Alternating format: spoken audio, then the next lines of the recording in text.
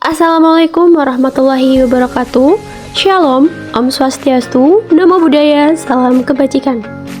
Pada kesempatan kali ini, saya akan menjelaskan materi terkait modifikasi penanganan masalah perilaku anak berkesulitan belajar.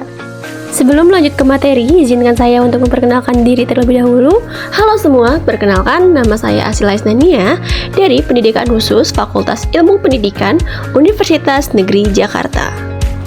Nah, tentunya sebelum masuk ke pembahasan, kita juga perlu mengetahui nih, apa sih kesulitan belajar? Jadi, kesulitan belajar ini merupakan suatu kondisi yang ditandai dengan adanya hambatan dalam proses pembelajaran.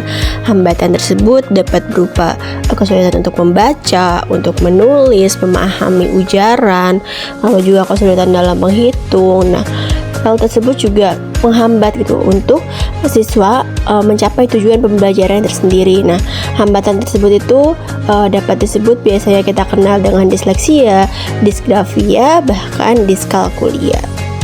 Menurut Nathan, istilah kesulitan belajar atau learning disability ini diberikan kepada anak yang mengalami kegagalan dalam situasi pembelajaran tertentu.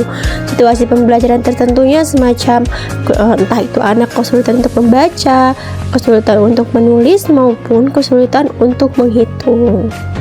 Penyebab anak mengalami kesulitan belajar menurut Cone 1975 yang pertama itu impairment, di mana impairment merupakan kondisi seorang anak memiliki hambatan tertentu, misalnya tidak bisa melihat, tidak bisa mendengar, atau hambatan autism, ADHD, dan lain sebagainya. Nah, hal ini dapat mengalami anak tuh jadi kesulitan belajar gitu, karena hambatan tersebut harus disesuaikan dengan kebutuhan belajar anak.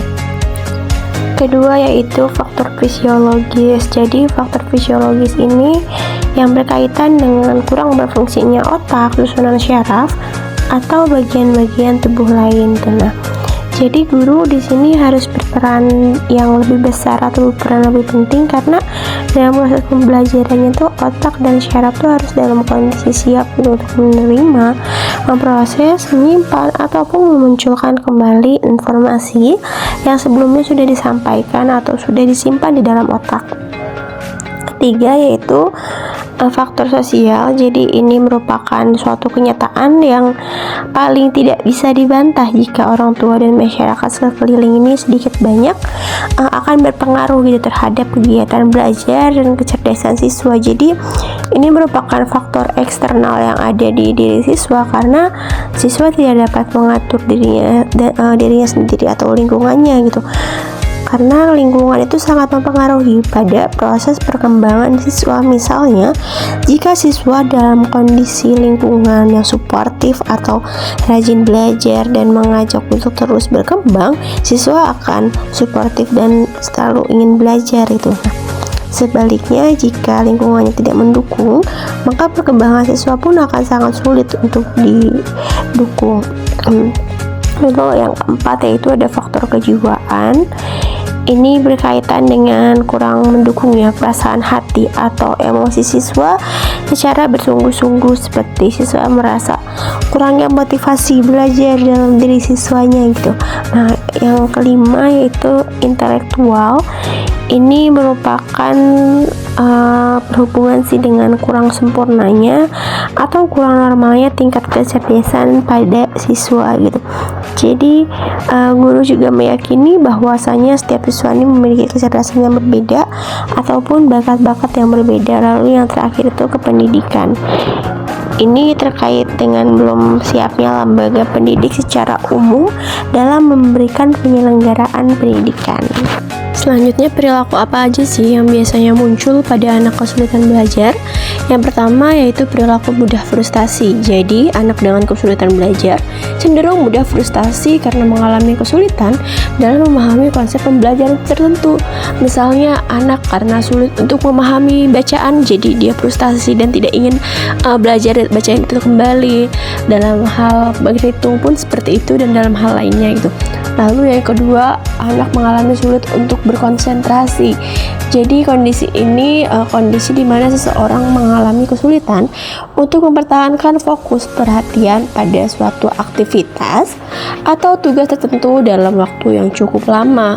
Terkadang anak dengan kesulitan belajar ini akibat tidak paham itu materinya, tidak mengerti dengan apa yang dijelaskan, lalu frustasi terkait tugas-tugas yang diberikan. Jadi anak ini cenderung mencari hiburan yang lain gitu. Makanya anak dengan kesulitan belajar cenderung sulit untuk berkonsentrasi.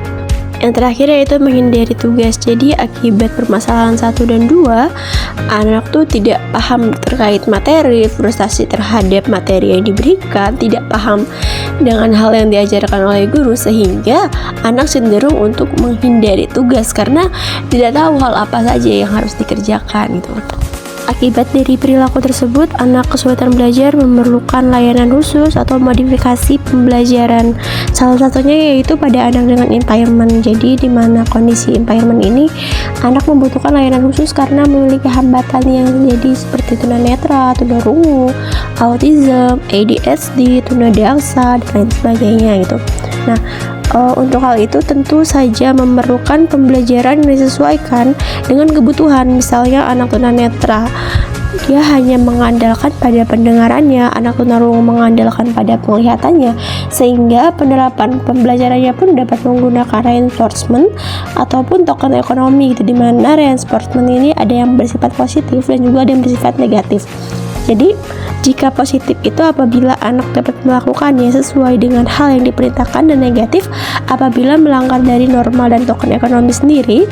Ini merupakan hadiah gitu yang diberikan oleh guru apabila anak ini tuh dapat menyelesaikannya dengan baik gitu. Sedangkan jika tidak menyelesaikannya dengan baik, anak akan mendapatkan hukuman. Itu tentu saja hal ini dapat membantu anak dalam memahami materi pembelajarannya gitu.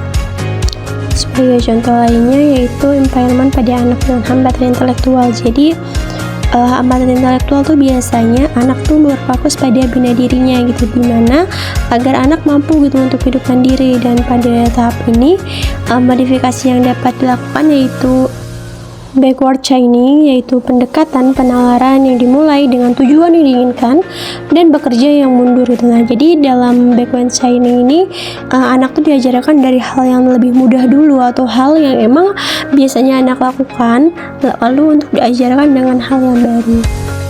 Terakhir yaitu penggunaan modifikasi perilaku menggunakan visual aids.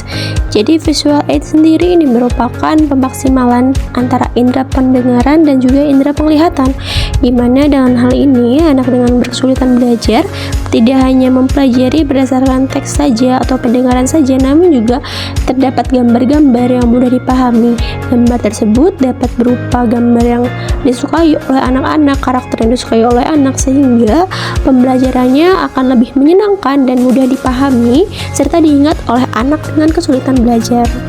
Baik, sekian yang dapat saya sampaikan. Mohon maaf apabila terdapat kesalahan kata ataupun pemahaman yang berbeda. Kurang lebihnya mohon maaf.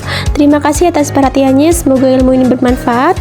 Wassalamualaikum warahmatullahi wabarakatuh. Sampai jumpa di konten selanjutnya. Dadah.